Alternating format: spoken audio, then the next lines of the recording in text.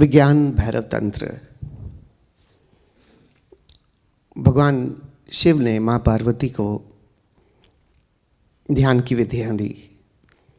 पहली बात तो ये समझना होगा, ध्यान की विधियाँ यानी ध्यान नहीं, ध्यान से पूर्व ध्यान की विधियाँ। और अगर भगवान शिव माँ पार्वती से ध्यान की विधियों के बारे में बात कर रहे हैं तो विधियाँ कितनी इम्पॉर्टेंट हैं ये मैं क्यों कह रहा हूँ, क्योंकि जब हम यहाँ से लौटकर घर जाते हैं तो हमारा मन बहुत सारे मित्रों के साथ खेल खेलता है और कहता है कि ऐसे ही आंख बंद करके बैठ जाओ, कुछ करने की ज़रूरत थोड़ी है, ध्यान तो घट ही जाएगा। और अगर कोई और सूक्ष्म तरीका ढूंढता है तो कहता है चलो सांसों की विधि कर लेते हैं, विपस्सना कर लेते हैं और बस सांस देखते रहेंगे और उसके बाद सो जाएंगे, या सांस देखते रहेंगे उसके बाद साथ साथ विचार भी करते रहेंगे। हाउ इट मैटर्स, ये मन है हमारा।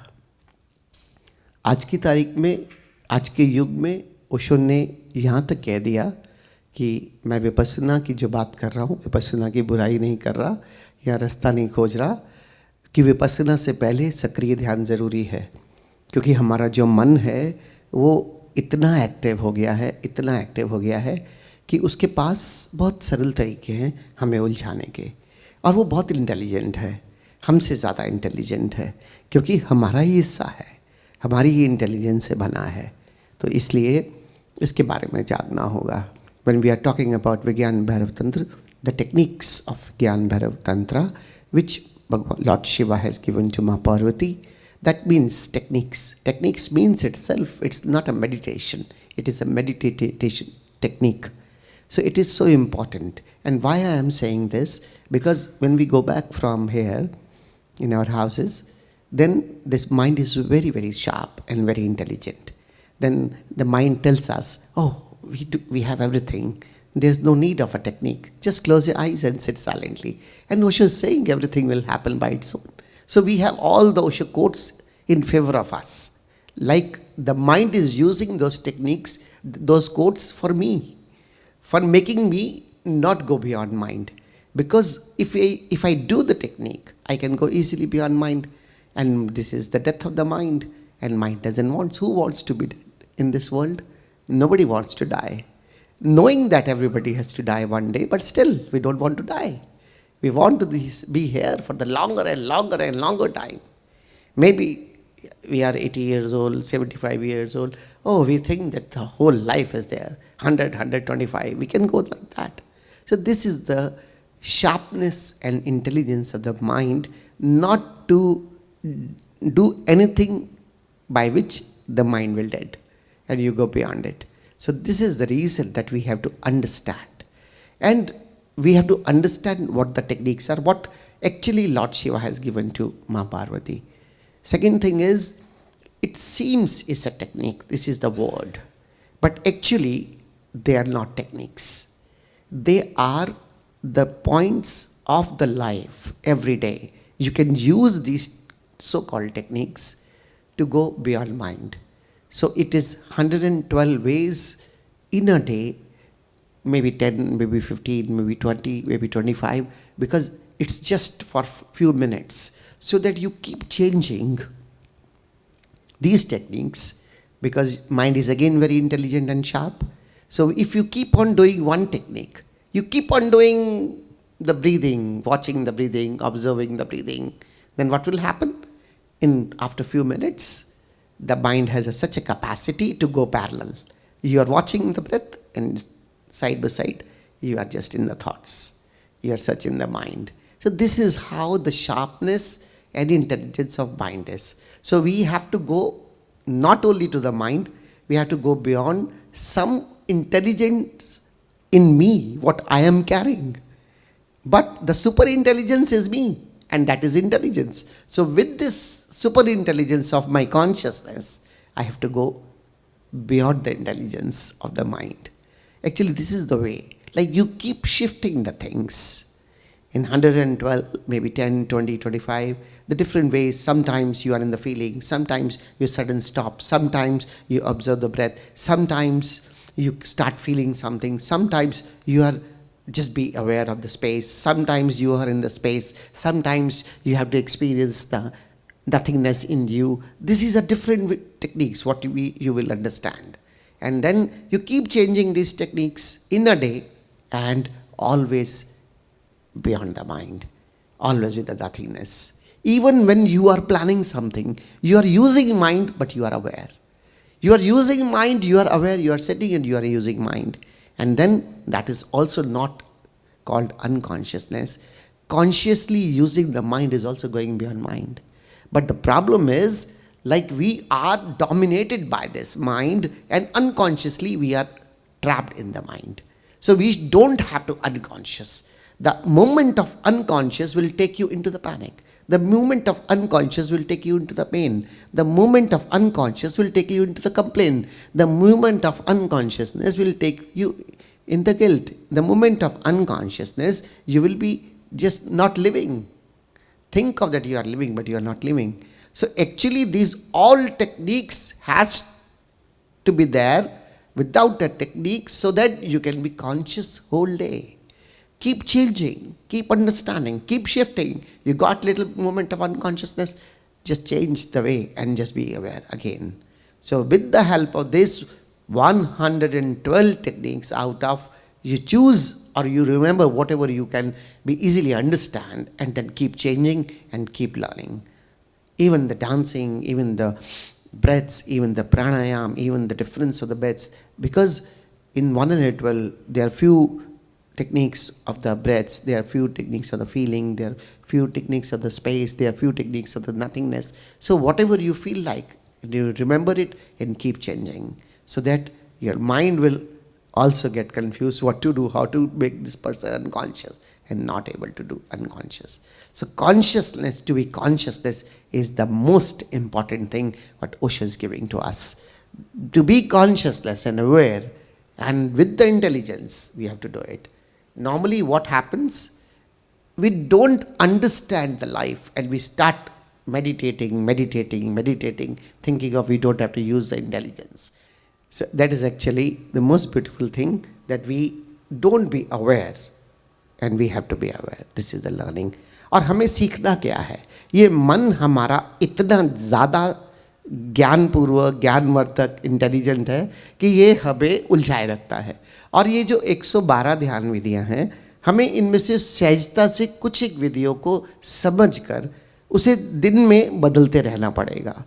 बात सिर्फ इतनी है कि पूरा दिन कैसे मैं होश में रह सकूं, और उस होशपूर्ण जीवन के लिए मुझे, जो मैं हूँ, जो मेरी चेतना है, जो मेरी आत्मा है, जो सुपर इंटेलिजेंट है, उसको बस मन से जो इंटेलिजेंट है उससे थोड़ा सा पार जाने के लिए अपने आप को अवेयर करना है. हो क्या रहा है, मेरी आत्मा वो मरी हुई है क्योंकि मैं मूर्छा में हूँ. जब मैं मूर्छा में हूँ समझो मरी हुई है, वो एक्टिव नहीं है. अब वो सुपर इंटेलिजेंट पार्ट जो मेरे अंदर है, जो बहुत ज़्यादा समझदार है, जो ऑब्जर्व भी कर सकता है, सब कुछ कर सकता है, जो जीवन को चला सकता है, उसे तो मैंने सुला दिया. और फिर बचा क्या, ये समझदार मन जो हर समय मुझे मेरी ही बातों से, मुझे ही उलझाने के लिए मेरा ही उपयोग करके मुझे उलझा देता है. तो ये जो 112 ध्यान विधियाँ हैं, दिन में अगर एक आध ध्यान विधि भी अगर हम पकड़ते हैं, जैसे हमने विपस्सना ही पकड़ ली, बस हर समय सांस सांस सांस, आप देखोगे कि ये जो इंटेलिजेंट पर्सन है हमारे भीतर, ये माइंड, ये मन, ये साथ साथ सांस देखता रहेगा और साथ साथ विचार भी चलाता रहेगा. एग्जाम्पल के लिए, जब शुरू में आपने कार चलाना या स्कूटर चलाना सीखा होगा, तो कितना ध्यान से गाड़ी चलाते थे, स्कूटर चलाते थे या मोटरसाइकिल चलाते थे, कहीं गिर ना जाएं. और फिर हुआ क्या कि एक आध दिन में इतने हम उसमें अभ्यास हमें हो गया कि अब कार चलाते हुए आप गाने भी सुन सकते हो, कार चलाते हुए आप बातें भी कर सकते हो, टेलीफोन पर भी बात कर सकते हो, पूरी प्लानिंग भी कर रहे हो और गाड़ी भी चल रही है. यही हाल हमारा है, हमारे मन का. अगर हम एक ही काम में उलझा के रख दें तो बस ये इतना इंटेलिजेंट है कि साथ में पैरेलल अपना रास्ता खोज लेगा कि इसको करते हुए मैं और क्या क्या कर सकता हूँ, क्योंकि इसकी कैपेसिटी मल्टी डायमेंशनल है. ये एक समय में कई काम कर सकता है. Like you are driving the car, and once when you have started learning the car, you're very aware, like you should not meet an accident. But after 1 or 2 days, when you are an expert in driving the car, now with the driving, you can do multiple things. You can talk on the phone, you can plan, you can listen to songs, you can dance, you can do anything with the driving. This is actually the mind is. When one thing you are practicing, then the mind is very intelligent and do parallel some things. So this is what we have to understand about these days, the different techniques. And in these different techniques, you understand that how we can, which is easy for me, I can adopt these techniques and then I can do something like this. तो बात सिर्फ थोड़ी सी है समझने वाली, और इसको समझकर इन ध्यान विधियों का उपयोग हर रोज़ अपनी दिनचर्या में करो, बदल बदल के जितना भी हो. कभी फीलिंग्स में चले जाओ, कभी सांस को देखने लगो, कभी नाद को सुनो, कभी भीतर की शून्यता में आ जाओ, बदलते रहो. जब देखो कि थोड़ी मूर्छा एक विधि में घेर रही है, पैटर्न बदल दो, ताकि मन को बेचारे को समझ ना आए कि ये हमारा, ये मेरा होना उसके पार जाने के लिए बहुत कुछ कर सकता है. और इसी तरह से इसका उपयोग करो. और ओशो का मूल उद्देश्य जागरूकता में जीना है. ओशो का मूल उद्देश्य जागरूकता भी जो प्रेम से भरी हो, जो प्रेमल जागरूकता हो. Then the main message of our master is to be aware, we are witnessing consciousness, not even only the witnessing consciousness, loving witnessing consciousness. Like you are observing yourself, but you are not indifferent towards yourself. You are observing everything, but you are not indifferent towards everything. कि आप तटस्थ मत हो जाना, अपने को ही देखते हुए, अपनी सांसों को देखते हुए पत्थर मत हो जाना. ये भाव जो हमारा हृदय है, ये हृदय इतना महत्वपूर्ण है कि अपने आप को जानते हुए भी प्रेम, अपने भीतर प्रेम से भर सकता है. कभी भीतर किसी भी तरह के गिल्ट की आवश्यकता नहीं है. अगर कुछ भी है भीतर और मैं उसे देख रहा हूँ, ऑब्जर्व कर रहा हूँ, वो अपने आप धीरे धीरे रूपांतरित हो जाएगा. इसलिए प्रेमल जागरूकता को साधना है इन ध्यान विधियों, विज्ञान भैरव तंत्र की ध्यान विधियों के माध्यम से. तो इन्हें समझेंगे और इन्हें अपने जीवन का हिस्सा बनाएंगे. और एक बार ये मेरे जीवन जीने का हिस्सा बन गया. एक बात याद रखना, बुद्धत्व भी कोई इम्पोर्टेंट नहीं है. ये लोग जो कभी बुद्धत्व को उपलब्ध हो जाते हैं, कोई अनुभव हो जाता है, समझते हैं पता नहीं क्या कुछ हो गया. वो बिल्कुल उस तरह से देखना कि इसकी कोई आवश्यकता भी नहीं है जीवन में, क्योंकि ये तो कभी भी घट जाएगा. आवश्यकता है तो मेरे जीवन शैली की, कि मैं जी कैसे रहा हूँ, कितना प्रेमल हूँ, कितना भक्ति में हूँ, कितना डिवोशन में हूँ, कितना मिट चुका हूँ, कितना निरअहंकारिता में जी रहा हूँ. इस चीज़ का महत्व है. अनुभव के पीछे मत चले जाना. And don't go for the enlightenment even. This is nothing. It will happen by its own, not even to be bothered about it. Only the importance is how I am living. In love, in awareness, in feelings, in compassion, in devotion, egoless. This is important. So the target has to be life. Target of life is just a life, nothing else. No enlightenment, nothing else. जीवन का उद्देश्य ये जीवन है. और जिसने ये जीवन प्रेम और निरअहंकारिता में और मिटते हुए नहीं जिया, उसे कुछ भी अनुभव हो गया वो दो कौड़ी का है. और जिसने प्रेमल जीवन जी लिया, उसको अनुभव हुआ या इस जन्म में होगा या अगले जन्म में होगा, हाउ इट मैटर्स. मैं जीवन को मैंने महत्व दिया. और ओशो की देशना सबसे बड़ा जीवन जीने की देशना है. कोई मुझसे पूछता है कि जीवन का लक्ष्य क्या है, तो मैं कहता हूँ ये जीवन ही जीवन का लक्ष्य है. कि कैसे जी रहे हो, कितने प्रेम से जी रहे हो, कितनी नफरत लेके जी रहे हो तो क्या जिया तुमने, कितना क्रोध, कितना अहंकार लेके जिया तो क्या जिया, कितनी चालाकी से जिया तो क्या जिया. मिटने में, प्रेम में, बस भक्त हो जाने में, इस तरह से इस जीवन को जीते हैं.